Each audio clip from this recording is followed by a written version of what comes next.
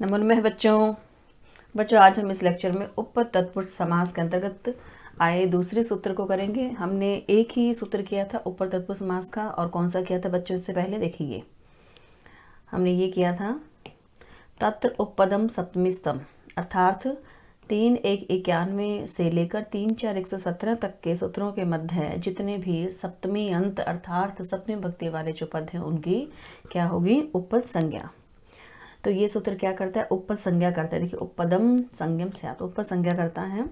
इसी का एक उदाहरण हमने किया था, उसमें एक सूत्र था कर्मण्यन। इन्हीं के बीच में एक सूत्र आ रहा था कर्मण्यन, जिसमें जो कर्मणि है वह सप्तमी भक्ति वाला है, तो कर्मणि क्या हो गया, उपपद संज्ञा होगी इसकी। और यहाँ एक उदाहरण किया था, यहाँ जो कुंभ आया हुआ है इसी कर्म का जो वाचक है जो कुंभ है वह क्या है, कुंभ कार्य के अंदर आप देख रही है सिद्ध होगा कुंभ कार्य।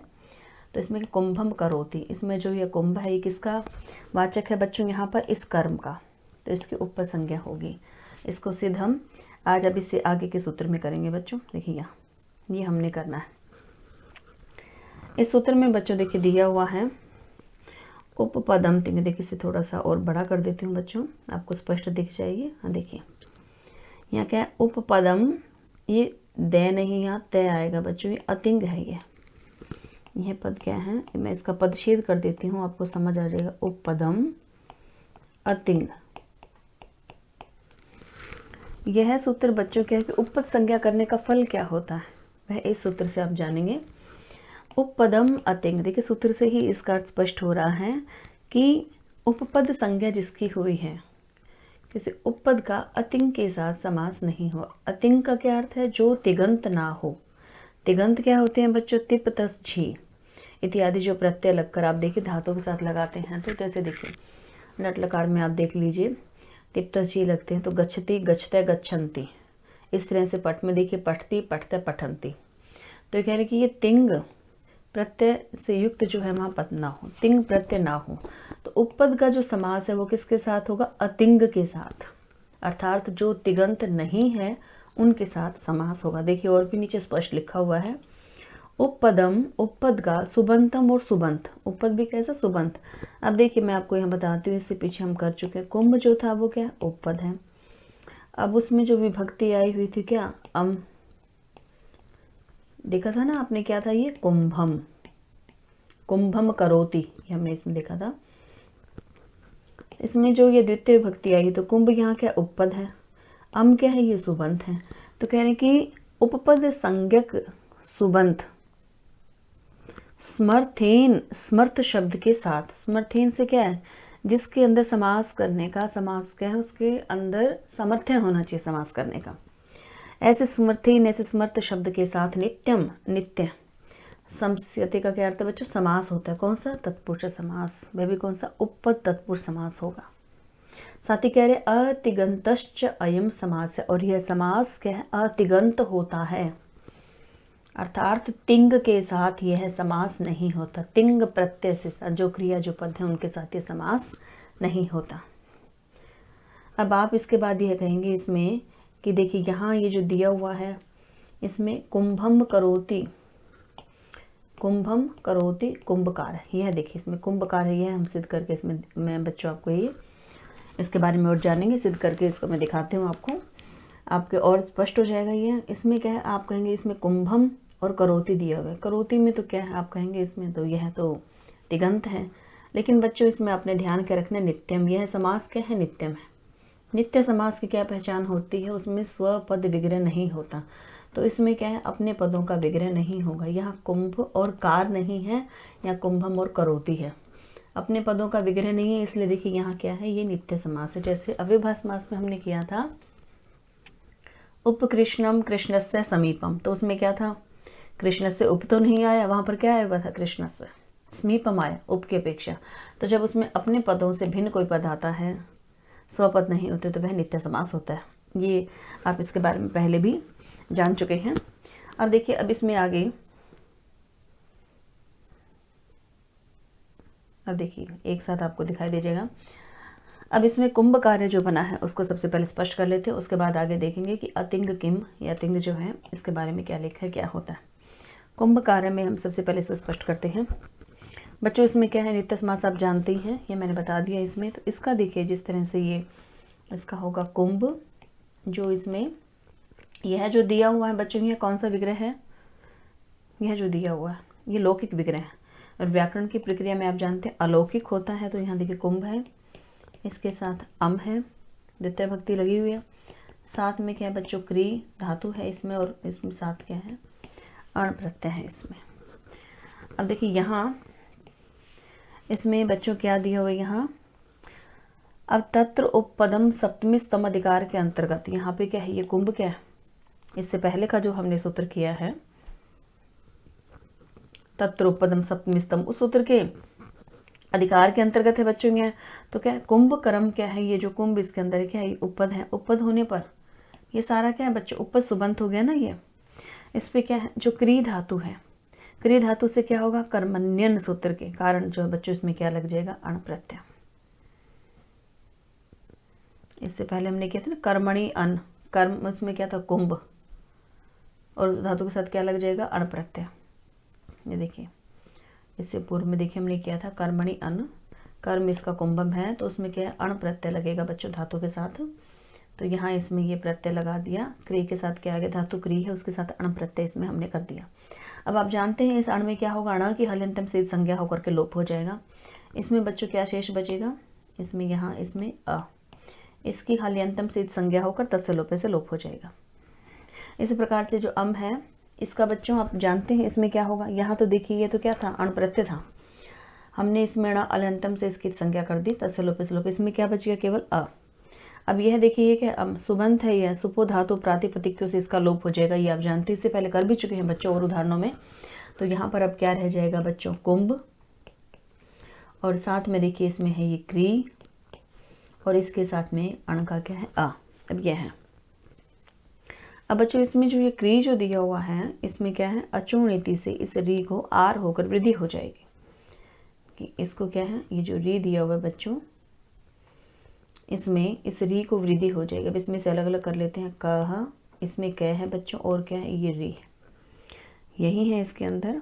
तो इसको वृद्धि होकर के री को वृद्धि होगी तो क्या हो जाएगा बच्चों, इसको क्री से क्या हो जाएगा, ये री को आर कर देते हैं, और यहाँ क्या है इसमें ये है क और आर बनकर क्या हो जाएगा बच्चों, ये दोनों कार बन जाएंगे। सूत्र कौन सा था बच्चों यहाँ पर, अचो नीति, ये सूत्र है। इससे क्या हो गया, इस सूत्र से इसको वृद्धि होगी और ये क्या बन गया, आर बन गया। अब यह शब्द कैसा बन गया, आप देखिए कुंभ, और इसके साथ में कार, और साथ में ए। अब इस र के साथ ये अ जुड़ जाएगा और ये कार पूरा बन जाएगा। तो बच्चों इस तरह से बन जाएगा कुंभ कार, यह पद बन गया कुंभकार। अब कुंभकार बनने के बाद आप जानते हैं इसमें कर्तृकर्मणो कृति सूत्र द्वारा, क्योंकि कर्मीभूत कुंभ शब्द से क्या है, इसमें अब कुंभ गस और कार के साथ इसका समास होगा। अब देखिए यहाँ इसका जो समास है वो करोति से नहीं हो रहा, किससे होगा, कार से। तो इसलिए क्या आप इसमें ये नहीं कह सकते कि तिगंत के साथ इसमें समास हो रहा है। कुंभ का किसके साथ होगा, कुंभ का कार के साथ यहाँ समास होगा। तो कुंभ गस कार और सु, जब ऐसा करेंगे तो सुपो धातु प्रातिपदिक्यों से इसमें गस और सु का लोप हो जाएगा, बचेगा क्या, कुंभ और कार, कुंभ और कार ही बचेगा। प्रथमा के एक वचन की विवक्षा से जब आप इसमें सु प्रत्यय लगाएंगे तो बच्चों उसके बाद क्या बन जाएगा, इसमें विसर्गें लग जाएंगी और रूप क्या बन जाएगा, कुंभकार है। इसमें प्रातिपदिक होने के पश्चात विभक्ति उत्पत्ति के प्रसंग में प्रथमा के एक वचन की विवक्षा में सु प्रत्यय लगाकर बच्चों सकार को ऋतु और रेफ, और उसके पश्चात रेफ को अवसान में विसर्ग आदेश करने पर आप जानते हैं खरवसान विसर्जन से क्या हो जाएगा, इसमें ये विसर्गें लग जाएंगी और ये क्या बन जाएगा, कुंभकार है। देखिए यहाँ ही कुंभकार सिद्ध हुआ है। अब इसके बाद बच्चों देखते हैं आगे, इसमें कह रहे हैं कि अतिंग किम। अब यहाँ इस पद में जो है आया है अतिंग आया है, ये अतिंग क्या है, अतिंग किम, अतिंग क्या है। अब देखिए आगे माँ भवान भूत। अब यहाँ इसमें उदाहरण दे रहे हैं, देखिए कैसे उदाहरण है इसमें, ये कह रहे कि माँ का इस भूत के साथ समास नहीं हुआ, यहाँ बीच में क्या आ गई है, भवान। अब देखिए यहाँ ये जो भूत जो पद है बच्चों, ये कोई परीक्षा का भूत नहीं है, यह भूत क्या है, भू धातु का भूत है। अब इसमें आप कहेंगे कि यह भू धातु का है तो यह इसमें क्या है बच्चों, आगे ए का ए नहीं लगा हुआ, इसमें अट का आगम नहीं हुआ, नहीं तो आप इसमें पहचान जाते हैं। ये क्या है, देखिए इसके अंदर जो है, इसमें जो ये पद है बच्चों, ये किसका है, ये जो लिखा हुआ है ये भू धातु का है बच्चों। ये भू धातु का है। यहाँ लकार कौन सी आ गई, यहाँ इसमें जो लकार है बच्चों वो कौन सी है, लुंग लकार। ये कह रहे हैं कि यदि उपपद समास को अतिंग ने कहा होता, यदि यहाँ पर अतिंग नहीं कहते बच्चों तो इस माँ का इस भूत के साथ समास हो जाता है, क्योंकि भूत क्या है, भू धातु का कौन से बच्चों, ये लुंग लकार में है बच्चों। ये देखिए मैं इसको यहाँ लिख ही देती हूँ, भू धातु में कौन सी लकार है, लुंग लकार है। लुंग लकार है बच्चों। इसमें जो है अट का आगम नहीं हुआ, क्यों नहीं हुआ यहाँ पर अट का आगम, नमांग योग्य सूत्र से इसमें अट का आगम नहीं हुआ। अब इसमें अट अर्थात अ नहीं लगा, आगे ट की तो हल्यंतम से संज्ञा होकर उसका लोप हो जाएगा, तस्य लोपे से लोप हो जाएगा। और यहाँ अभूत, आपने इसमें पढ़ा होगा अभूत, अभूताम, अभुवन, तो यहाँ ये जो है इसमें क्या है, अभूत की अपेक्षा फिर यह क्या आएगा बच्चों, भूत, इसलिए इसमें अट का आगम नहीं हुआ तो यह भूत ही रह गया। इसमें नमांग योग्य से इसमें क्या है, अट का आगम नहीं हुआ। दूसरा देखिए अब यहाँ यह जो पद है क्या कहते हैं, मांगी लुंग, अर्थात लुंग लकार जो है क्या है, मांग के उपपद रहते भू धातु से लुंग का प्रयोग किया जाता है, आप जानते हैं। अब मांग जो है उसमें जो आया है, आप जाने इसमें मांगी लुंग में मांग क्या है, उसमें जो मांगे वह पद किसमें बच्चों, सप्तमी में है। देखिए मैं इसको यहाँ लिख देती हूँ, पद क्या है इसमें, यह लिख देते हैं इसमें, ये देखिए ये सूत्र है मांगी लुंग। अब इसमें ये जो दिया हुआ है बच्चों क्या है, सप्तमी भक्ति में है ये। और ऊपर हमने इसमें क्या पढ़ा था, तत्र उपपदम सप्तमी स्तंभ, पहले सूत्र में हमने किया था उपपद तत्पुरुष के, कि जो भी सप्तमी भक्ति में जो भी पद आएंगे उन सबकी उपपद संज्ञा होगी, तो इसकी उपपद संज्ञा होगी, और जिसकी भी उपपद संज्ञा होगी तो उसका क्या, उपपद संज्ञा होने पे क्या उसका हम समास जो है कर सकते हैं। लेकिन यहाँ अब यह लुंग में क्या है, इसका भूत के साथ यहाँ समास हो जाना चाहिए था। अगर यहाँ तिंग कहा होता बच्चों तो इस माँ का इस भूत के साथ यहाँ समास हो जाता। इस उपपद के परे रहने पर इस मांगी का ही, देखिए ये माँ जो है यहाँ पर ये मांगी का ही माँ है बच्चों, यहाँ पर ये जो किया हुआ है। अब मांगी पद में सप्तमी निर्दिष्ट है, तो तत्र उपपदम सप्तमी स्तंभ से यहाँ क्या, तो उपपद संज्ञा हो जाता है ये। और उपपद के होने पर ही धातु से परे इसमें क्या है, यहाँ लुंग प्रयुक्त हुआ है, परंतु उपपद मांग का भूत इस तिगंत के साथ उपपद समास नहीं हुआ। क्यों, क्योंकि इस सूत्र में क्या कहा गया बच्चों, अतिंग उपपदम, अतिंग की उपपद का अतिंग के साथ समास नहीं होगा। तभी तो इन दोनों के बीच में देखिए माँ और इस भूत के बीच में क्या आ गया, भवान आ गया, नहीं तो क्या होता बच्चों, यह अनिष्ट रूप बन जाता। इसके कारण यहाँ इसका विधान किया गया। अब इससे आगे देखिए, इसी जो बात को आगे लिखा है बच्चों, मांगी लुंगिति, मांगी लुंग, ये देखिए सूत्र दिया हुआ है, मांगी लुंग इति सप्तमी निर्देशात, इस प्रकार सप्तमी के निर्देश से मांग उपपदम, मांग जो है उसके ऊपर संज्ञा हो जाएगी। लेकिन इस सूत्र के कारण यहाँ जो अतिंग होने के कारण इनका समास नहीं हुआ। यदि यहाँ पर तिंग होता तो इन दोनों का समास भी हो जाता। अतः ये ऐसा अनिष्ट जो है, ऐसा अभिष्ट नहीं था, ऐसा नहीं बनाना था, तो इसलिए क्या है यहाँ पर अतिंग का यहाँ विधान किया गया। इससे आगे देखिए, इसके बाद बच्चों ने यहाँ पे का क्या अर्थ, परिभाषा दी हुई है, गति कारको उपपदानाम कृत भी सह समास वचनम प्राक सुबुत पत्ते, ये कह रहे हैं इसमें। अब देखिए इसमें क्या कहा गया है कि गति, कारक और उपपद।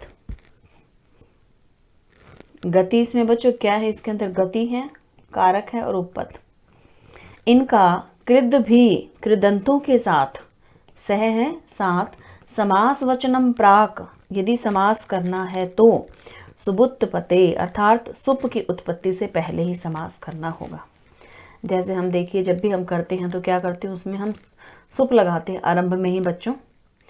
तो कह रहे कि यहाँ क्या है, सुप उत्पत्ति से पहले उनका यहाँ समास करना होगा, बाद में नहीं। इनका कहने का ये अर्थ है। इसे समझते हैं बच्चों उदाहरण से। जैसे देखिए व्याघ्री, अश्वकृति और कच्छपी इत्यादि 3 उदाहरण दिए हैं। इसमें सबसे पहला उदाहरण लेते हैं व्याघ्री का। ये बच्चों इस गति का उदाहरण है। गति हो, कारक हो या उपपद हो, उनका कृदंत के साथ समास करने के लिए सुप की उत्पत्ति से पहले समास कर लेना। देखते हैं इसमें उदाहरण से। सबसे पहला उदाहरण है इसमें बच्चों व्याघ्री। देखिए यह उदाहरण दिया हुआ है, ये किसका है? गति का। यह बच्चों क्या है, जो परिभाषा है यह है, और यह जो परिभाषा है प्राचीन आचार्यों के द्वारा पठित है। इसका यहाँ इसको रखने का तात्पर्य क्या है, ये इसमें हम एक उदाहरण करेंगे तो आपको स्पष्ट हो जाएगा कि ऐसा क्यों कहा गया कि सुप की उत्पत्ति से पहले ही समास कर लेना चाहिए। क्यों? क्योंकि सुप की उत्पत्ति करने के पश्चात जो है समास करने से क्या है, उसमें कुछ भेद आता है। वह भेद कैसे आता है उस उदाहरण से जानेंगे। अब देखिए यहाँ इसमें व्याघ्री, यह जो पद इसमें किया है बच्चों, यह गति का उदाहरण है। अब इसमें देखिए यहाँ क्या है, व्याघ्री क्या होता है? जो विशेष कर चहु और सूंघती है। यहाँ क्या है, ये स्त्रीलिंग में है। जाति क्या है इसमें? बाघ। और यहाँ क्या इसमें स्त्रीलिंग में है? व्याघ्री। अब देखिए यहाँ इसमें हम करते हैं गति संज्ञक। यहाँ पे क्या है पहले? वी। वी यहाँ क्या है? गति संज्ञक हो गया। अब देखिए इसमें क्या है, साथ में आएगा आंग, और उसके साथ इसमें क्या है? घ्रा। इसमें क्या है बच्चों? घ्रा धातु है, घ्रा गंधोपादाने। अब यहाँ क्या है? घ्रा धातु से कृत संज्ञक जो है क प्रत्यय हो जाएगा। अब ये कैसे, देखिए बताती मैं आपको। यह पद है व्याघ्री, तो इसमें वी, आंग, घ्रा और कै इसका होगा। आंग उपसर्ग के उपपद परे रहते आतश्च उपसर्ग सूत्र द्वारा क्या होगा बच्चों, यहाँ पर घ्रा धातु से कृत संज्ञक क प्रत्यय यहाँ पर लग जाएगा। अब क प्रत्यय भी लग गया तो आप उसके बाद जानते हैं यहाँ अतश्च उपसर्ग जो सूत्र मैंने अभी बच्चों आपको बोला, उससे क्या हो गया, इसमें क प्रत्यय आ गया। सूत्र देखिए मैं यहाँ लिख देती हूँ। यह कै प्रत्यय जो है किस सूत्र से आया है? यहाँ अतश्चो उपसर्ग, इससे क्या आ गया बच्चों? यह कै, ये कै प्रत्यय है। अब कै में से क्या होगा? लश्क व तदिते से इसकी संज्ञा हो जाएगी, तस्य लोपे से लोप हो जाएगा। इसमें से केवल शेष क्या बचेगा बच्चों? अ। लश्क व तदिते से इसकी संज्ञा और फिर तस्य लोपे से इसका लोप हो जाएगा। इसमें क्या बच गया? ए। अब इससे पहले देखिए आप यहाँ क्या था? वी, आंग, तत्पश्चात था बच्चों इसमें ग्रा। अब देखिए यहाँ अतो लोप ऐसे क्या होगा? अब इसमें सूत्र क्या है? इसमें आतो लोप ईटीच, यह है पूरा सूत्र है। आतो लोप ईटीच से क्या होगा? धातु के आकार का लोप हो जाएगा इसमें। अब धातु यहाँ पर घ्रा है, घ्रा इस धातु के आ का लोप हो जाएगा। आकार से क्या अर्थ हुआ बच्चों? आ। अब इसमें देखिए पहले इसको अलग अलग कर लेते हैं। यहाँ पर इसमें क्या है? घ है, उसके बाद बच्चों इसमें ये र, और इसमें दिया हुआ है आ। जब इसमें से आ, इसमें से देखिए ये जो आ चला जाएगा, इसमें आकार का लोप हो जाएगा, तो इसमें क्या रह जाएगा? आ जाने के पश्चात केवल इसमें बचेगा घ्रा। देखिए मैं इसको और भी आप लिख देती हूँ स्पष्ट रूप से। इसमें घ्रा है, यहाँ इसको कर देती हूँ इसमें घ्रा, ऐसे लिख देते हैं चाहे इसको। और घ्र के बाद इसमें क्या है? यहाँ आप देखेंगे क्या है? आ। इस तरह से ये घ पूरा है बच्चों इसमें, और ये र आधा है, ये जो घ दिया हुआ। अब इस आ का लोप हो जाएगा। अब ये किस सूत्र से होगा? आ तो लोप ईटीचा, यही लिख दिया मैंने। अब इस सूत्र से बच्चों इसमें ये लोप हो गया। अब लोप होने के बाद अब इसमें देखिए रह क्या गया? इसमें यहाँ घ और र।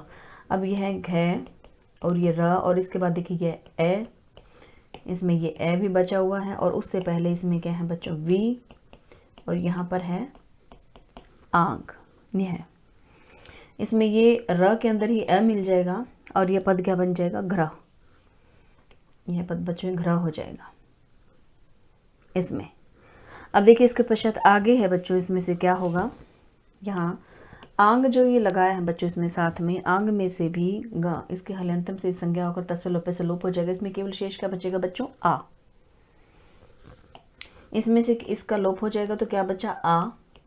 यहाँ से क्या बचा? वी। अब हमारे पास देखिए बच्चों इसमें वी, आ और घ्रा, ये पद रह गए हैं।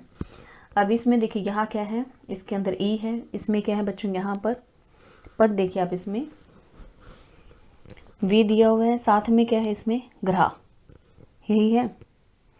देखिए लेकिन उससे पहले भी इसमें सुप की उत्पत्ति से पहले इसमें कहा गया है करने के लिए। सुप की उत्पत्ति नहीं करनी, सुप की उत्पत्ति से पहले ही हमें करना है इसका, इसमें। अब बच्चों इसके लिए क्या है, ये क्या बन जाएगा, यहाँ आप देख रहे हैं इसमें आगे वी है बच्चों इसमें, और इसके बाद ये आग्र को एक साथ जोड़ेंगे तो क्या हो जाएगा, आग्र पद बन जाएगा यहाँ पर। अब ये उपपदम अतिंग जो सूत्र से है यहाँ, इससे बच्चों इसमें नित्य समास होकर के ये आग्र जो है इसमें पद बनेगा। अब देखते हैं इसे, यहीं पर इसे कर देते हैं। वी में देखिए क्या क्या पद हैं इसमें, वी और उसके पश्चात बच्चों इसमें क्या है, आ और घ्र। इसमें से क्या हो जाएगा, आंग उपसर्ग का घ्र इस कृदंत के साथ बच्चों, कृदंत से क्या है विभक्ति लाने से पूर्व ही उपपदम अतिंग सूत्र से नित्य समास होकर के क्या बन जाएगा, आग्र बन जाएगा। अर्थात हम इन दोनों को जोड़ देंगे। वी ऐसे ही रहेगा, अभी वी ऐसे रहेगा बच्चों, लेकिन ये पद एक साथ हो जाएंगे तो क्या बन गए, आग्र। और यहाँ क्या है, ये वी है, ये वी है बच्चों इसमें। अब इस गति संज्ञक वी क्या, देखिए इसमें दो दो समास हो रहे हैं। पहले हमने क्या किया इसमें, इस गति संज्ञक क्या, अब इस आग्र के साथ समास होगा। पहले देखिए ये गति संज्ञक था, इस गति संज्ञक का जो है देखिए क, यह जो हमने इसमें लगाया था बच्चों का जो प्रत्यय था, आप जानते हैं ये तो क्या कृदंत प्रत्यय है। अब यह देखिए पहले इस गति का भी साथ में है और ये उपपद भी है और उसके बाद में धातु है, तो पहले इस उपपद का इस धातु के साथ किया, और जब ये एक साथ हो गया बच्चों पद, तो फिर इस गति का इस उपपद वाले कृदंत के साथ किया। धातु है ये, क्या कृदंत ही है, क्योंकि इसमें ये क का अ जुड़ा हुआ है बच्चों। इसमें ये क जो है कृदंत का है, क का अ इसके अंदर जुड़ा हुआ है। देखिए यहाँ घ र और हमने अ किया था, अ जुड़ने से जो इसमें ग्रह कैसा हो गया, कृदंत भी हो गया है। तो अब इस उपपद का इस कृदंत के साथ हमने समास किया, इकट्ठा क्या बन गया बच्चों, ये एक साथ हो गया आग्र। अब इस गति संज्ञक का इस उपपद कृदंत के साथ समास होगा। यहाँ दो समास हो रहे हैं। अब इसको जोड़ेंगे बच्चों, यहाँ इसमें ई है, यहाँ पर इसमें आ है। अब आप जानते हैं इसमें कौन सा सूत्र लगेगा, इको यणची। यहाँ ये सूत्र लग गया इको यणची। इको यणची सूत्र से क्या हो जाएगा, ई और अ जो मिलकर के बच्चों क्या बना लेंगे इसमें, इको यणची से वी के इकार को यण हो जाएगा, यकार करेंगे तो यह पद क्या बन जाएगा बच्चों, व्याघ्र। यहाँ पर यह पद क्या बन गया बच्चों, व्याघ्र, इसके कारण, इस सूत्र से। अब व्याघ्र क्या है बच्चों, ये जातिवाचक शब्द है। अब जानते जाति उसे कहते हैं जिसके एक के कहने से अनेक का बहुत हो जाए। तो अब यहाँ जातिवाचक होने के कारण यहाँ सूत्र लग जाएगा बच्चों। अब स्त्रीत्व में कहना है, स्त्रीलिंग कहना है, तो जातेर स्त्री विषाद्योपदात, इस सूत्र से यहाँ पर कौन सा प्रत्यय लग जाएगा बच्चों, इसके अंदर गेश। अब देखिए यहाँ इसमें प्रत्यय लग जाएगा बच्चों गेश। सूत्र है इसमें जातेर स्त्री विषाद्योपदात, इस सूत्र से लग गया। इसके पश्चात आप जानते हैं बच्चों इसमें क्या है, ये शकार है जो, इसे शय का भी लोप हो जाएगा, इस ग का भी लोप हो जाएगा। इसमें केवल शेष क्या बचेगा बच्चों, ए, यह इसमें शेष रह जाएगा। गंकार और शकार दोनों का लोप हो जाएगा, इसमें यह शेष रहेगा ई।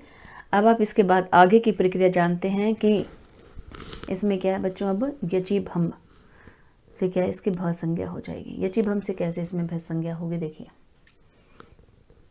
अब इसमें यहाँ देखिए यह क्या है, व्याघ्र और साथ में क्या है बच्चों, ई। यहाँ यची भम से क्या है, भ संज्ञा होगी, और भ संज्ञा होने से क्या हो जाएगा इसमें, ये जो पूरा क्या है व्याघ्र भ संज्ञक है। और आप जानते ही हैं जो भी भ संज्ञा वाला होता है यह सेती च सूत्र से उसके क्या है, इकार के परे रहते भ संज्ञक आकार का यहाँ लोप हो जाएगा, अर्थात इसमें से अ चला जाएगा।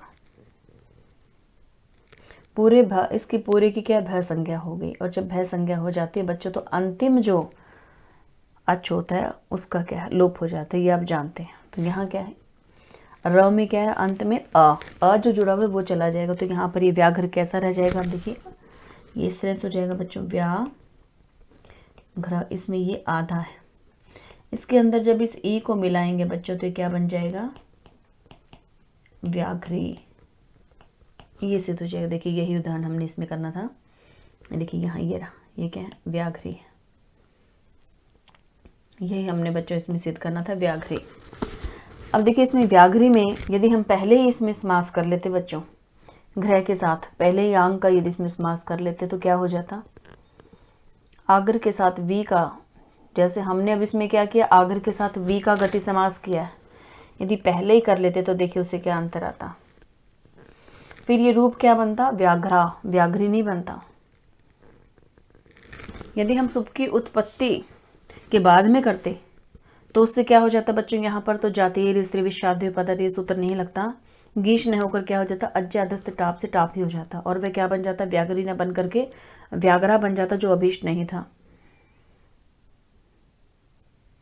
क्योंकि इसमें क्या, व्याघ्री में जो ग्रह आया है, देखिए अब यहाँ ये व्याघ्री में जो ग्रह है बच्चों, यह अकारांत होने के कारण ही बच्चों इसमें, और जातिवाचक भी हो गया, अकारांत होने के कारण ही इसमें ये प्रत्यय लगा गेश। यदि ये अकारांत यहाँ नहीं होता तो यहाँ पर इसका क्या लग जाता बच्चों, फिर इसमें टाप प्रत्यय लगता, गीश नहीं होता। जाति लक्षण गीश जो लगा है इसमें वह न होकर के अज्जादस्त टाप से इसमें टाप हो जाता, और क्या बन जाता है, इसका व्याघ्रा बन जाता, जो अनिष्ट रूप था। अब इसी प्रकार से इसमें आप देखिए जो अगला है इसमें बच्चों, आगे का क्या आ रहा है इसमें, अश्वकृति। यह किसका उदाहरण दे रहे हैं, अब गति के बाद कारक का, यह कारक का उदाहरण है। इसमें भी आप देखिए इसका क्या अर्थ है, अश्वेन कृता, अश्वकृति, लौकिक विग्रह है ये इसका, अश्वेन कृति कृता अश्वकृति, अर्थात घोड़े के द्वारा खरीदी गई भूमि या स्त्री इत्यादि, उसे क्या कहा जाएगा, अश्वकृति। अब इसमें भी देखिए इसका जो अलौकिक विग्रह करेंगे तो अश्वटा और कृत ही बनेगा। इसका भी देखिए मैं आपको करके दिखा देती हूँ, यहाँ नीचे यहाँ करते हैं इसे, इसका बनेगा बच्चों अश्व और टा साथ में कृत, यह पद है बच्चों। इसमें उदाहरण क्या है इसका, अश्व कृति, घोड़े के द्वारा खरीदी गई भूमि या स्त्री इत्यादि। अब देखिए इस अश्वटा में कर्ण कारक में तृतीया की गई है, तो यहाँ कर्ण तृतीयांत पद का कर्तृकर्ण्य कृता बहुलम सूत्र के द्वारा कृत, इस कृदंत के साथ, यहाँ ये कृदंत है बच्चों, कृत है इसमें, इस कृदंत के साथ के गतिकार को पदानाम कृद भी सह समास वचनम प्राग सुबुत्पत्ति, जो हमने इसमें परिभाषा जो पढ़ी है जिसके आधार पर बच्चों हम ये कर रहे हैं, उससे क्या है इसमें, उस परिभाषा के अनुसार ही क्या है इसमें, कृत से सुप इत्यादि की उत्पत्ति होने से पहले ही हमें इसमें क्या है, समास कर लेना है। अब इसमें पहले ही समास कर लेंगे तो पद इसमें क्या है, देखिए आप इसमें सुप धातु प्रातिपदिकों से क्या हो जाएगा, इसका लोप, इसका लोप कर देंगे तो इसमें बचेगा क्या बच्चों, अश्व और कृत, यह इसमें पद बच गया, अश्व कृत, यह हो जाएगा। अब इसके बाद देखिए अश्वकृत जो ये पद है, अब हमें यहाँ स्त्रीत्व विवक्षित है, तो इसमें बच्चों क्या होगा, कृतात कर्ण पूर्वात सूत्र के द्वारा गीश प्रत्यय होकर इसमें क्या है, गकार और शकार का लोप हो जाएगा। इसमें कौन सा लग जाएगा बच्चों, प्रत्यय गीश, और ये उसी प्रकार से होगा जैसे देखिए हमने यहाँ इसमें किया था, बचेगा क्या उसका ए, अश्वकृत, और इसके साथ जब हम ए को जोड़ेंगे तो बच्चों क्या बन जाएगा, अश्वकृति। और कैसे बनेगा ये भी आप जानते हैं, इसमें पहले इसमें गीश प्रत्यय का विधान होगा, गीश प्रत्यय के विधान के सूत्र से जाति स्त्री विषाद्य पदार्थ, इस सूत्र से हम इसमें गीश प्रत्यय करेंगे। गीश प्रत्यय करने के पश्चात बच्चों इसमें क्या है, बचेगा क्या इसका ई, और साथ ही इसमें क्या करेंगे हम, यचि भम और यस्यतिचे, दो सूत्र भी आएंगे, भय संज्ञा होगी बच्चों इसमें भी, क्यों, क्योंकि इसमें भी क्या है, यह पद अश्वकृत, तो इसमें जो सूत्र लग जाएंगे कौन कौन से हैं बच्चों, एक तो इसमें आ जाएगा, इसमें गीश प्रत्यय भी लग जाएगा बच्चों, इसमें साथ में गीश का क्या बचेगा, इसमें ई, और उसके साथ यहाँ जो और सूत्र लग रहे हैं वो यचि भम और यस्यतिचे। यचि भम आप देखिए, यचि भम से क्या हो जाएगा, इसका, ये सारी क्या है बच्चों, इसमें भ संज्ञा है बच्चों, भय संज्ञक होने के कारण जो अंतिम जो है उसका क्या है, यहाँ अंतिम इसमें क्या रही है, यस्यतिचे से किसका लोप होगा बच्चों, इसमें आप इसमें देखिए यसेति जैसे इस तय का जो ए है बच्चों उसका लोप हो जाएगा। अंतिम जो अच होता है उसका लोप हो जाता है। कोई भी भय संज्ञक जो भी पद इसमें है बच्चों उसके अंतिम अच का लोप होता है। यसेति च सूत्र ये कार्य करता है। यचिभम का क्या अर्थ है बच्चों? यह हो या अच हो, उससे परे रहते। अभी देखिए ये अच में ही तो आता है बच्चों, तो इससे परे रहते जो भी है बच्चों उसके पूरे को क्या है भय संज्ञक मान लिया जाता है, उसकी भय संज्ञा हो जाती है। और यसेति जैसे भय संज्ञक के अंतिम अच का लोप हो जाता है। अंतिम अन इसमें क्या है, फिर तय में से ए निकल जाएगा तो यहाँ क्या रह जाएगा? अश्व और कृत, ये ऐसे। और इसके साथ बच्चों क्या इसमें आधा रहेगा तो इसमें ई मिल के क्या बन जाएगा? ये अश्वकृति पद क्या बन जाएगा हमारा? अश्वकृति सिद्ध हो जाएगा। तो बन गया अश्वकृति, यह पद इसमें बन जाएगा। यही हमने बच्चों इसमें सिद्ध करना था। आप इसमें अंत में जो है अब इसमें आप ये स्त्रीत्व में हमने बना लिया, स्त्रीलिंग में हमने इसको कर लिया अश्वकृति। इस प्रकार से पद इसमें बन गया है। यदि यहाँ पर हम सुपुत्पत्ति के बाद में करते बच्चों से, अब भेद क्या आ जाएगा? क्या इसमें क्या है? सुपुत्पत्ति से पहले होना चाहिए। यदि हम इसे बाद में करते तो क्या होता? अश्वटा और कृत और उसके साथ हम क्या लगाते बच्चों यहाँ पे सु, और उस सु के आने से क्या हो जाता है? इन दोनों का तो लोप हो जाता। पद क्या रहता? अश्व और कृत। कृत की अपेक्षा भी यहाँ पर क्या हो जाता? फिर कृत की अपेक्षा बच्चों यहाँ क्रीता, यह पद बनता। क्रीता सु हो जाता। यह कृत नहीं बनता, यह अकारांत नहीं बनता। क्यों? क्योंकि देखो शुरू में इसमें पद क्या था? अश्व टा, अश्विन क्रीता था पद। ये अश्विन क्रीता के कारण जो है बच्चों इसमें क्या किया? क्रीता होगा तो अंत में आकारांत ही रहेगा ये, और आकारांत रहेगा तो बच्चों वो क्या उसमें अज अदस्त टाप से टाप प्रत्यय ही होगा उसमें बच्चों। यह इसमें गीश प्रत्यय नहीं हो सकता था। अश्वकृति की अपेक्षा फिर वो पद क्या बन जाता? अश्वकृता। अश्वकृति की अपेक्षा अश्वकृता यह पद बन जाता जो अभिष्ट नहीं था। इसलिए बच्चों क्या है सुप की उत्पत्ति से पहले ही जो है हमने इसमें कर लिया। यहाँ देखिए हमने सु इत्यादि का प्रयोग नहीं किया, सु इत्यादि बच्चों इसमें नहीं लगाए। कृत इस कृदंत के साथ ही यहाँ कर लिया। अब इसमें बच्चों अगला उदाहरण देखते हैं। यहाँ इसका आगे दे रहे हैं कच्छपी इत्यादि। अब कच्छपी देखिए बच्चे इसका क्या अर्थ है? कच्छेन पिबती, कच्छ के द्वारा जो पीने वाले हैं उसके लिए आया बच्चे यहाँ पर। इसमें भी हम इसी प्रकार से ही बच्चों करेंगे। अब कच्छटा इस सुबंत के साथ उपपद परे रहते पा धातु से बच्चों इसमें सुपिस्ता के योग विभाग से क्या होगा? सुपी अंश के द्वारा क प्रत्यय हो जाएगा। जैसे हमने इसमें पहले किए बच्चों व्याघ्री और अश्वकृति जैसे बनाए उसी प्रकार से ये भी सिद्ध हो जाएगा। आतोलोपिटी जैसे हम क्या करेंगे? धातु के आकार का लोप कर देंगे। देखिए जैसे यहाँ है इसमें भी बच्चों हमने क्या किया? जो क्रीता था, क्रीता के जो आ का लोप हमने इसमें किया, क्रीता के आ का लोप भी तो बच्चों हमने इसमें किया था। वह क्या आतोलोपिटी जैसे ही हुआ है बच्चों इसमें। अगर ये लोप ना किया जाए तो इसमें क्रीता रह जाएगा और अंत में ये आ होने से क्या हो जाएगा? इसमें ये टाप प्रत्यय बच्चों फिर इसमें लगेगा, गीश नहीं लग सकता। इसलिए इसको क्या है पहले ही सुप की उत्पत्ति से पहले हमने इसको कर लिया। इसी प्रकार से बच्चों इसमें भी होगा। जो उदाहरण है बच्चों कौन सा? कच्छपी। कच्छपी में भी इसी प्रकार से ही होगा। प्रक्रिया यही है बच्चों। इसमें भी उदाहरण है कच्छपी। इसमें कच्छ और टा इनका, और यहाँ कच्छ और टा का बच्चों किसके साथ होगा? पा, और पा के साथ में प्रत्यय कौन सा होगा? का। उसका प्रत्यय भी होगा बच्चों इसमें क। और यह मैंने आपको इसमें क्रीते लिख दिया। क्रीते से पहले प्रक्रिया वही है बच्चों क्रीता की, कि इसमें पहले आ का लोप हो जाएगा। अब इसी प्रकार से देखिए कच्छ टा पा और क है तो इसमें भी क्या होगा? यहाँ इसमें कृदंत है, ये जो प्रत्यय इसमें लगा है का कृदंत है, और कृदंत होने के कारण क्या हो जाएगा बच्चों? इसमें पा धातु से क्या प्रत्यय तो हो गया सुपीच सूत्र से। सुपीच सूत्र के कारण पा से क्या कर दिया हमने? का प्रत्यय कर दिया। लेकिन यहाँ पा क्या है? कित है। इसमें क प्रत्यय लगा हुआ कृदंत है, कित है, क्योंकि कै है तो इससे क्या हो जाएगा? इसके आके लोप हो जाएगा बच्चों। कौन सा सूत्र लगेगा? अतो लोप। ऐसे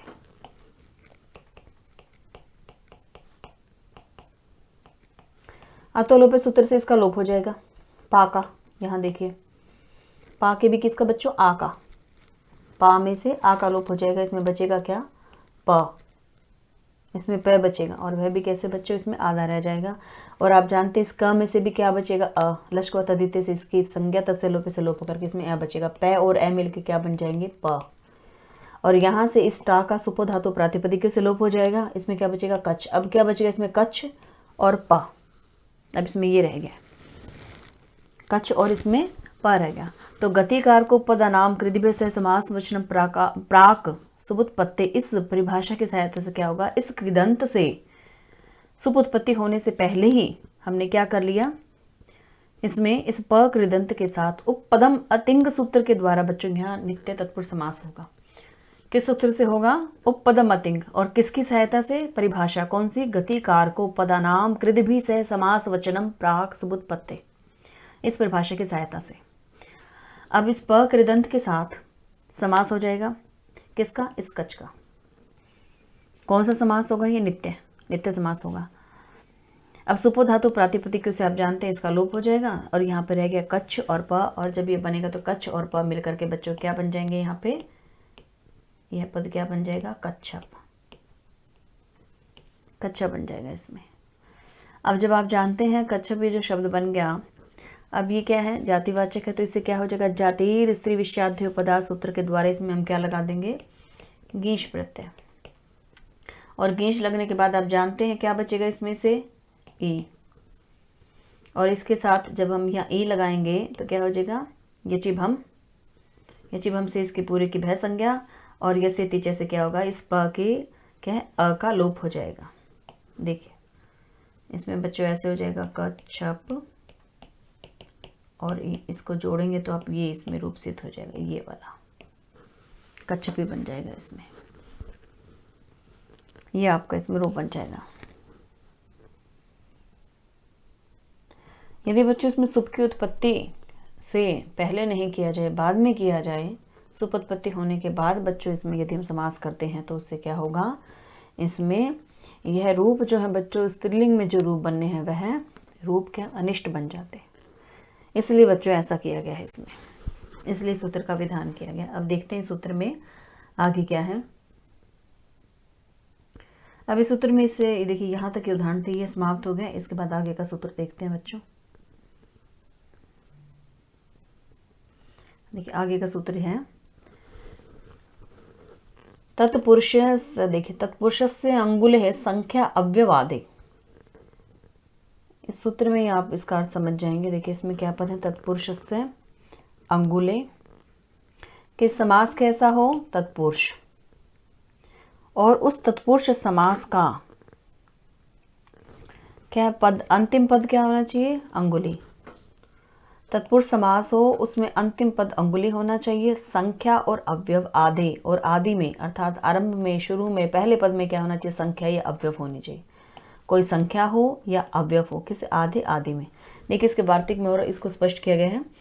संख्या अव्यवाद और उसके बाद देखिए करें आदि, आदि में अंगुल्य तस्य समास अंतो अच्छ सयात। अब इस सूत्र से क्या होगा? यह सूत्र क्या है? समास नहीं करता, यह सूत्र केवल अच्छ प्रत्यय करने वाला है। इस सूत्र का कार्य क्या है? अच्छ प्रत्यय करेगा, लेकिन कहाँ? जिसमें आदि चुपध्यारंभ का पद कोई संख्या हो या कोई अव्यव हो, ऐसा तत्पुरुष समास जिसका पहला पद संख्यावाचक हो या कोई अव्यव हो, और अंतिम जो है वह पद क्या होना चाहिए? अंगुली होना चाहिए। जैसे देखिए उदाहरण देखिए इसका द्वय अंगुलम। अब द्वय अंगुलम में अंतिम पद क्या है? अंगुली है, और इसका शुरू का पद देखिए द्वय संख्या है। इस प्रकार से देखिए निरंगुलम अंतिम पद अंगुली है और आगे निह अवयव दिया हुआ है। तो ये उदाहरण बच्चों इसमें संख्या का दिया हुआ है और ये उदाहरण इसमें अवयव का दे दिया, और अंत में अंगुलम है, दोनों में अंगुली शब्द है ही। आगे द्वि है, इसमें निह अवयव है। सूत्र से ही इसका अर्थ स्पष्ट हो गया है। यह सूत्र केवल अच्छ प्रत्यय का विधान करता है, समास नहीं करता, अच्छ प्रत्यय करता है। संख्यावाचक शब्द या अव्यव शब्द जिसके आदि में हो तथा अंगुली शब्द जिसके अंत में हो, ऐसा तत्पुरुष समास उसके अंत में क्या हो जाता है? अच्छ प्रत्यय का विधान हो जाता है। यह सूत्र ये कह रहा है। और अच्छ प्रत्यय जो लगेगा बच्चों, देखिए अच्छ प्रत्यय है, इस अच में भी आप जानते हैं इस चकार की किससे होगी? इसमें च, अंतिम च, हल्यंतम से संज्ञा होकर उसका लोप हो जाएगा। इसमें शेष क्या बचेगा बच्चों? हल्यंतम से क्या होगी? इत संज्ञा। इसमें शेष बचेगा केवल ये अ। अच प्रत्यय जहाँ पर भी हम लगाएंगे, अब जो सूत्र आएंगे बच्चों वो क्या है, इसके बाद के भी सूत्र जो हैं वो अच प्रत्यय का विधान करने वाले हैं। अच प्रत्यय में जो है च का लोप हो जाएगा, इसमें केवल अ ही बचेगा। जहाँ पर भी अच प्रत्यय लगेगा तो आप ये समझिए कि उसमें क्या है, अ जुड़ रहा है, ए ही उसमें शेष रहता है। जैसे इसका पहला उदाहरण लेते हैं, द्व्यंगुलम है। इस उदाहरण को ले रहे हैं, यहाँ देखिए द्वे अंगुली प्रमाणमस्य, यह इसमें जो उदाहरण दिया है 2 अंगुली। यहाँ ये कौन सा विग्रह है बच्चों, इसमें लौकिक। अब इसको सिद्ध करने के लिए अलौकिक विग्रह इसमें मैं यहाँ लिखती हूँ। यहाँ पे आ जाएगा बच्चों द्वि, और द्वितीय भक्ति का है द्वि, आप जानते हैं द्विवचन है कौन सा, औ आ जाएगा, सु औ, तो औ आ जाएगा, सु औ जस होता है तो द्विवचन में इसका सु औ। साथ में इसमें पद क्या है, अंगुली। और अब अंगुली भी देखिए इसमें द्विवचन में है तो ये क्या हो जाएगा, औ। अब देखिए ये अलौकिक विग्रह है। अब इसमें करते हैं यहाँ द्वि, औ, अंगुली और औ। अब यहाँ प्रथमा निर्दिष्ट होने से क्या होगा, संख्यावाचक की उपसर्जन संज्ञा होकर उसका पूर्व निपात आएगा, अर्थात संख्यावाचक तो पूर्व में रहेगा ही। अब यह जो समास है बच्चों, यह तत्पुरुष संज्ञक है। यह संख्या पूर्व द्विगु से द्विगु संज्ञक भी, इसमें देखिए आरंभ में संख्या दी हुई है तो ये द्विगु संज्ञक भी है। ये क्या है, द्विगु संज्ञक है बच्चों, द्विगु संज्ञा वाला भी है। अब इसमें क्या होगा, सुपो धातु प्रातिपदिक्यों से इस औ का और इस औ का दोनों का ही लोप हो जाएगा। इसमें दोनों का बच्चों लोप हो जाएगा। इसमें बचेगा क्या, द्वि और अंगुली। यह अब इसमें देखिए जो सूत्र इसमें जो इससे समास हुआ है बच्चों, द्वि औ का अंगुली औ, इसके साथ जो सूत्र यहाँ इस अलौकिक विग्रह में समास कर रहा है कौन सा है, तद्धितार्थो उत्तर पद समाहारे च। सूत्र क्या है, तद्धिता अर्थो उत्तर पद समाहारे च। ये सूत्र हम आरंभ में कर चुके हैं। इस सूत्र से क्या है, इसमें तत्पुरुष समास है। ये सूत्र क्या है बच्चों, इसमें तत्पुरुष समास कर रहा है। अब देखिए इसके बाद आगे तत्पुरुष समास का भी है यह, और साथ में द्विगु संज्ञक भी है। अब इसमें यहाँ द्वि में क्या है, ई, और यहाँ क्या है, ए। अब ई और ए मिलकर के अब इसमें देखिए क्या बन जाएगा, यहाँ य। किस सूत्र से होगा, ये इससे पहले भी हम कर चुके हैं। इसमें ये ई और यहाँ से अ, ये दोनों मिलकर के कौन से सूत्र से हो जाएगा बच्चों, इको यणचि। तो इको यणचि सूत्र से क्या होगा, इसमें इकार को यण यकार हो जाएगा, इसको क्या हो जाएगा, य। तो ये पद क्या बन जाएगा, इसमें द्वे अंगुली। मैं इसे यहाँ लिख देती हूँ बच्चों, और स्पष्ट हो जाएगा आपको। ये पद बन जाएगा जब इसमें से ई चला गया। यहाँ देखिए इसमें से ये ई चला गया, इसमें द्व और साथ में है व, और इस ई को क्या होगा, यह, तो क्या होगा, दव्य। इस तरह से बनेगा बच्चों। ये देखिए पद ये बन जाएगा द, और उसके ये पहले क्या था, इसके पैर में व, और साथ में क्या है य, और उसके बाद हम इस अंगुली को जोड़ देंगे द्वय में। यह पद क्या है, अंगुली। अब अंगुली का भी इको यणचि से ये ए भी तो इधर आ गया बच्चों इसमें, तो ए जब जुड़ जाएगा तो कैसे हो जाएगा, ये देखिए। अब ये जो ए है इसका, ये भी इसमें यहाँ आ गया। इसको एक ही साथ लिख देती हूँ बच्चों में। ये देखिए द्वय, और ये पद हो जाएगा अंगुली, क्योंकि इसमें जुड़े क्या हैं दोनों, यहाँ से ई और ये ए। अंगुली का जो तो ए था और द्वि में जो ई था, ये दोनों जुड़ करके क्या हुए, यह किस सूत्र से हुए, इको यणचि से। यह पद क्या बन गया, द्वय अंगुली। अब देखिए यहाँ तक ये प्रातिपदिक इतना जो है ये सिद्ध हो गया। अब यह द्वय अंगुली के बाद देखिए तत्पुरुष के आदि में संख्यावाचक द्वि शब्द स्थित है, और अंत में क्या है, इसमें अंगुली। अब यहाँ देखिए आरंभ में क्या है, इसमें द्व, अंत में अंगुली। अब यह सूत्र क्या कह रहा है, देखिए पहला पद क्या होना चाहिए, कोई संख्या या अवयव, तो पहला पद इसमें संख्या है। अंत में कोई अंगुली शब्द होना चाहिए, तो अंत में यहाँ अंगुली है। तो अब क्या होगा, इस सूत्र से तत्पुरुष से अंगुले संख्या अवयव आदि, इस सूत्र से अब यहाँ क्या हो जाएगा, इसमें अच प्रत्यय लग जाएगा बच्चों। इसके साथ क्या हो जाएगा, अच प्रत्यय। अच में भी आप जानते हैं इसमें से क्या शेष बचेगा, अच में से च की क्या हो जाएगी, इस च की मैं पहले भी देखिए आपको बताया था, ये देखिए च की क्या हल्यंतम से संज्ञा हो जाएगी। इसको आपने ध्यान में रखना है बच्चों, क्योंकि अच प्रत्यय करने वाले सूत्र और भी आएंगे। जहाँ पर भी अच प्रत्यय होगा उसमें च की हल्यंतम से इत संज्ञा हो जाएगी, तस्य लोप से लोप, शेष क्या बचेगा अ। हमने इसमें अ ही जोड़ना है। तो अब इसमें देखिए द्वय अंगुली में और साथ में अब अच का क्या हो जाएगा अ, इसमें से शेष बचेगा अ। अब आप जानते हैं जब एक ही वर्ण है यहाँ और यह भी क्या स्वर है, और जब भी ऐसा कोई स्वर हो तो सूत्र कौन सा लग जाता है, यचि भम। यह हो या अच परे रहते क्या है, उससे पूर्व का जो शब्द है उसकी भ संज्ञा हो जाती है। तो यहाँ ये देखिए अ है तो ये क्या है अच है, इसमें सूत्र यहाँ लगा देते हैं यचि भम। यचि भम से क्या है द्वय अंगुली की क्या होगी भ संज्ञा, और जो भी भ संज्ञक होता है उसकी क्या होगी, उसका अंतिम ई हो, भ संज्ञक के बच्चों अंतिम ई का या अ का, उसका क्या है कौन से सूत्र से लोप हो जाता है, यसेति जैसे। ये देखिए किसी भी प्रत्यय का पहला वर्ण य हो या अच, यहाँ पर तो एक ही वर्ण है, पहला वर्ण य या अच होता है तो उससे पहले का जो आकार आता है बच्चों उसको भ संज्ञक कहा जाता है, और जो भी भ संज्ञक होता है उसका अंतिम ई या ए हो उसका यसेति जैसे लोप हो जाता है। तो यहाँ इस ई का लोप हो गया। लोप होने के बाद में इसमें पद क्या बच गया द्वय, और उसके बाद है बच्चों इसमें अंगुल और ये आधा, और इसके साथ ये ए जुड़ जाएगा। ये जुड़ करके बच्चों पूरा पद क्या बन गया इसमें द्वय अंगुल। अब देखिए इसमें यह पद बन गया। अब इस पद में जब ये पद बन गया तो इसको आप नपुंसकलिंग में द्वय अंगुलम भी बना लेंगे। नपुंसकलिंग में जब आप इसमें सु प्रत्यय लगाएंगे, सु प्रत्यय यहाँ लगाएंगे और सु प्रत्यय के बाद इसमें क्या हो जाएगा अतो अम से उसे अम आदेश होगा उस सु को। देखिए यहाँ मैं इसमें कर ही देती हूँ द्वय अंगुलम में ये सु, इसमें नपुंसकलिंग का हमने सु इसमें लगाया बच्चों, क्योंकि नपुंसक में क्या है प्रथमा के एक वचन की विवक्षा में सु इत्यादि प्रत्यय लगाएंगे और उसको हम अतो अम के द्वारा, सूत्र अतो अम है उससे क्या होगा सु को अम आदेश हो जाएगा। और आप जानते हैं अम आदेश होने के बाद अमी पूर्व सूत्र से क्या पूर्व रूप हो जाता है, अर्थात पहले वाला ल जो है उसका ए रह जाएगा, बाद वाला जो ए है वो लुप्त हो जाएगा। यह लुप्त हो जाएगा पर रूप रह जाता है। तो पद क्या बन जाता है, देखिए इस अम में से ये यहाँ लिख देती हूँ मैं द्वय अंगुल, ये पद है बच्चों में। इसमें देखिए अब एक ए इसमें यहाँ आ गया और एक ए यहाँ आ गया, दो ए हैं। तो अमी पूर्व सूत्र से क्या होगा, इसमें जो पहले वाला है जो पूर्व जो रूप है वह बच जाता है, बाद वाला इसमें लोप हो जाता है।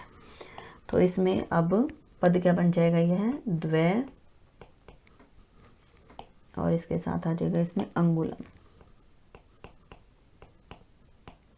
ये देखिए बच्चों ये सूत्र यही लिख देती हूँ मैं, अतो अम है और दूसरा है इसमें अमी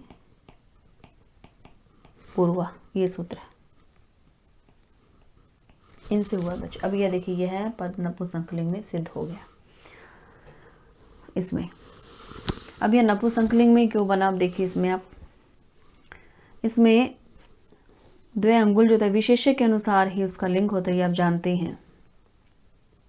तो यहाँ विशेष्य जो है इसके उदाहरण के लिए क्या है बच्चों, दारू इसके साथ पद जो है एक जोड़ा हुआ है इसमें, इसके कारण बच्चों नपुंसक में प्रथमा के एक वचन की विवक्षा में यह पद किया है। इसी प्रकार से आप देखिए यहाँ इसमें अगला जो आ रहा है इसका उदाहरण बच्चों वो क्या है, निर अंगुलम। देखिए यह है, ये अवयव का उदाहरण है निर्गतम, साथ में क्या दे रहे हैं इसमें अंगुल्य नहीं है बच्चों, ये क्या है अंगुलिभ है। ये इसमें पद गलत लिखा हुआ है, ये मैं यहीं से इसे ठीक कर लेती हूँ। ये यहाँ लयो की जगह पे क्या आ जाएगा बच्चों, इसमें लिप है, ये पद है, ये अंगुली लिप है यहाँ, ये आएगा इसमें। निरंगुलम क्या होता है बच्चों, अंगुलियों से निकला या गिरा हुआ। अंगुलिम कोई भी भूषण कोई भी द्रव्य आप कह सकते हैं। तो इसमें जो इसका अलौकिक विग्रह क्या होगा, निर और अंगुली और भयस होगा बच्चों इसमें। मैं ये देखें इसका विग्रह मैं यही लिख देती हूँ आपको, निर है। इसमें अवयव क्या है यहाँ निर, निर के साथ में इसमें क्या है बच्चों पद, दूसरा जो पद दिया हुआ है वो अंगुली और भयस, इसके साथ आ जाएगा भयस आ जाएगा यहाँ। पंचमी है ना बच्चों इसमें क्या है ये अंगुली पंचमी भक्ति, निराद्य क्रांताद अर्थ पंचम्या। इस वार्तिक के द्वारा क्या है आप जानते हैं, इस वार्तिक के द्वारा क्या होगा, निष्क्रांत अर्थ में वर्तमान निर का अंगुली भयस इसके साथ समास हुआ है बच्चों। देखिए इस निर का, ये निरव्यव है, इसका अंगुली भयस इस पंचम्यंत सुबंध के साथ यहाँ नित्य तत्पुरुष समास हो रहा है। वार्तिक मैंने आपको बता दिया, निराद्य क्रांताद अर्थ पंचम्या इस वार्तिक के द्वारा हुआ है, निष्क्रांत अर्थ में हुआ है।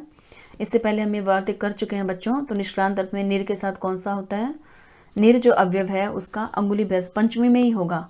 निराद्य क्रांताद्य अर्थ पंचमी, अर्थात पंचमी इत्यादि विभक्तियों में क्रांत अर्थ में निर आदि का समास होता है। तो यहाँ निर है, यहाँ क्या है, ये पंचमी है बच्चों, इसलिए इसका अंगुली भयस का जो है इस निर के साथ यहाँ समास हो रहा है। अब देखिए इसमें समास होने के पश्चात में आप ये जो भयस का इसका लोप हो जाएगा किसी सुपधातु प्रातिपदिक्यों से। यह पद क्या बनेगा, निर और अंगुली, निर और अंगुली हो जाएगा। अब आप देखिए सूत्र से क्या, तत्पुरुष से अंगुली संख्या आदि, अब ये सूत्र लग जाएगा, क्योंकि इसमें क्या पहला इसमें पद आरंभ में क्या निर अव्यव दिया हुआ है और बाद में अंगुली पद तो है ही। तो बच्चों इस सूत्र से अब इसमें क्या है, प्रत्यय कौन सा लग जाएगा, इस सूत्र से क्या हो जाएगा, इसमें अच प्रत्यय लग जाएगा। अब ये इसमें लोप हो गया, इस पद में क्या बन गया, ये निर और साथ में निर के साथ ही अंगुली। इस निर में हम यदि अंगुली का बच्चों ए भी जोड़ देते हैं तो ये पूरा हो जाएगा। आप इसको पूरा भी लिख सकते हैं, क्योंकि देखिए यहाँ ये रे आधा है, यहाँ ये ए इसके साथ जुड़ जाएगा, निर और फिर ये अंगुली, ये है।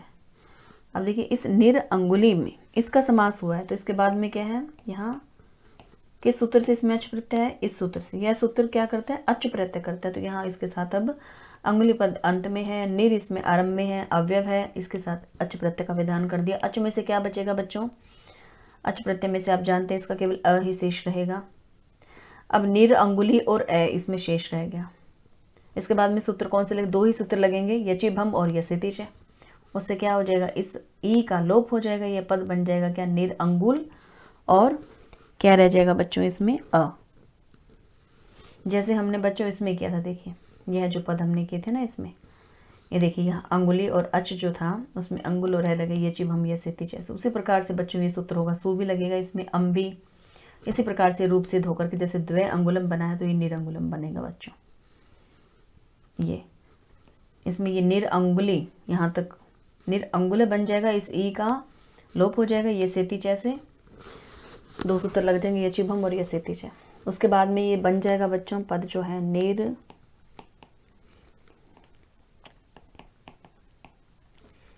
अंगुल, यह पद बनेगा। इस पद में जब आप सु करेंगे और सु को अम आदेश करेंगे और फिर अम्मी पूर्व से जब उसमें क्या है पूर्व रूपी बचेगा तो यह पद क्या बन जाएगा, फिर निर अंगुलम। ये इस तरह से बच्चों इसमें सिद्ध हो जाएगा, ये वाला पद इसमें ये यहाँ तक सिद्ध हो जाएगा। एक जैसी ही प्रक्रिया है बच्चों इसमें दोनों में। अब इसके बाद देखिए आगे का सूत्र है बच्चों ये। अब इस सूत्र में देखिए बच्चों यहाँ है अह सर्व। अब इसमें देखिए यहाँ शब्द हैं बच्चों, इसमें बहुत सारे देखिए अलग अलग इसको हम कर लेते हैं। यहाँ एक तो है बच्चों इसमें अहन, बड़ा कर देते हैं इसे थोड़ा सा, देखिए अहन है, मैं यहाँ नीचे लिख देती हूँ, ये पद है बच्चों अहन। उसके बाद आगे है इसमें सर्व, अहन है, सर्व है, और इसके पश्चात है बच्चों एक देश, एक देश वाचक,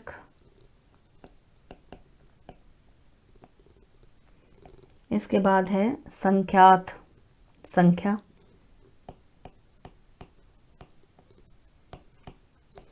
और इसके बाद इसमें क्या आ रहा है पुण्य। यह इसमें पद है। अब कह रहे कि इन शब्दों से परे, अब साथ में क्या अर्थ ले रहे हैं च। अब च से यहाँ पे क्या अर्थ ग्रहण किया है बच्चों, संख्यावाचक और अव्यव शब्द जो इससे पहले के सूत्र में आए हैं, तो दो और ले लिए इसमें। एक तो इसमें लिया है संख्यावाचक और दूसरा बच्चों इसमें क्या है अव्यव। तो कुल इसमें कितने हो गए, 1 2 3 4 5 6 और 7, इसके कुल अर्थ कितने हैं बच्चों, 7 हो गए। यह सूत्र क्या कह रहा है, अहन हो, अहन शब्द हो, सर्व हो, सर्व शब्द हो, एक देशवाचक हो। एक देशवाचक का बच्चों यहाँ पर क्या अर्थ है? जैसे किसी दिशा का, जैसे पूर्व का वाचक है, पहले का वाचक है, इस तरह से एक देशवाचक यहाँ पर तो होना चाहिए।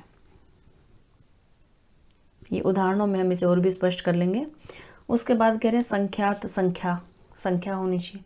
पुण्य, इन शब्दों से परे संख्यावाचक और अव्यव, यह भी शब्द आप इसमें च से ग्रहण कर लिए हैं, तो इन शब्दों से परे जो भी रात्रि है, रात्रि जो शब्द आएगा,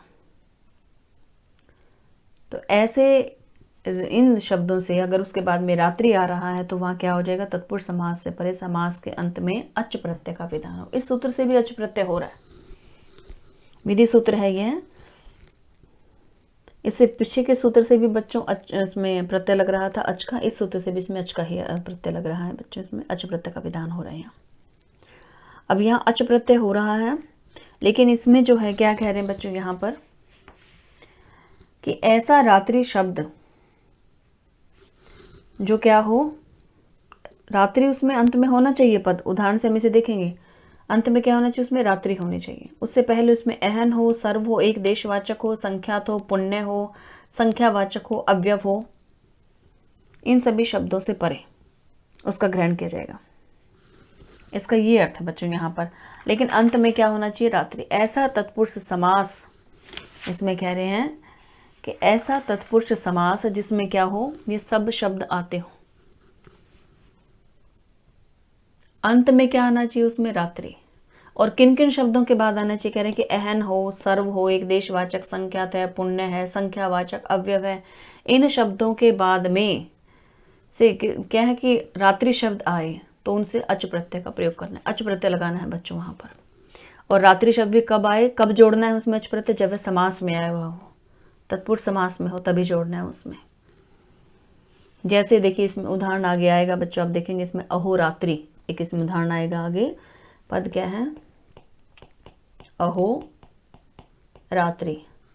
अंत में क्या दिया हुआ यहाँ? रात्रि। तो यहाँ रात्रि था, रात्रि इसमें अंत में आ गया। उससे आगे देखिए अहन का ही है बच्चों, ये क्या दिया हुआ है? अहो, तो यह इसमें आ गया। इसमें ऐसे समासों के, जो तत्पुरुष समास का ऐसा कोई शब्द हो बच्चों, तो उसमें हमें अच प्रत्यय का विधान करना है। यह सूत्र केवल इतना ही कहता है, इस सूत्र का इतना ही अर्थ है बच्चों यहाँ पर। उनसे हमें क्या है? सूत्र में इसमें अच प्रत्यय का विधान करना है। अब इसमें देखिए बच्चों, इसे और भी स्पष्ट रूप से इसके साथ जो आगे का सूत्र भी जुड़ा हुआ है, जैसे देखिए लिखा है। अब इसमें एक यह और इसमें रह गई बच्चों एक पंक्ति, अहर ग्रहणम द्वंद्व अर्थम। यहाँ क्या कह रहे हैं कि अहन का ग्रहण द्वंद्व समास के लिए या तत्पुरुष समास के लिए नहीं है। अहन जो यहाँ ग्रहण किया है ये क्या है? यह द्वंद्व समास के लिए, तत्पुरुष के लिए यह नहीं है। इसमें ये कहा गया बच्चों इससे। तो इसके साथ बच्चों आगे का भी सूत्र जो है वो जुड़ा हुआ है। इससे आगे आएगा सूत्र रात्रः अहना अहा पुंसी, यह सूत्र आगे आएगा। तो उसमें इसी के उदाहरणों को हम देखेंगे। और इस सूत्र के बच्चों यहीं तक ही तक, ये सूत्र केवल क्या है? अच प्रत्यय का विधान करता है। ये सभी शब्दों के साथ में पद कौन सा है? अंत में कौन सा पद आना चाहिए बच्चों? इसमें रात्रि, रात्रि पद हो तो रात्रि शब्द अंत में होना चाहिए और उससे पहले ये सभी हो बच्चों, तो वहां पर क्या है? अच प्रत्यय का विधान होगा। ये तो द्वंद्व समास का ही बच्चों उदाहरण है, यह है, हम आगे देखेंगे। अहोरात्रि इसमें उदाहरण आएगा एक आगे, द्वंद्व समास का उदाहरण प्रसंगवश जैसे इसमें बीच में आ गया है। तो उसके बारे में बच्चों हम जानेंगे इससे अगले लेक्चर में। तब तक के लिए बच्चों अस्तु, नमो नमः।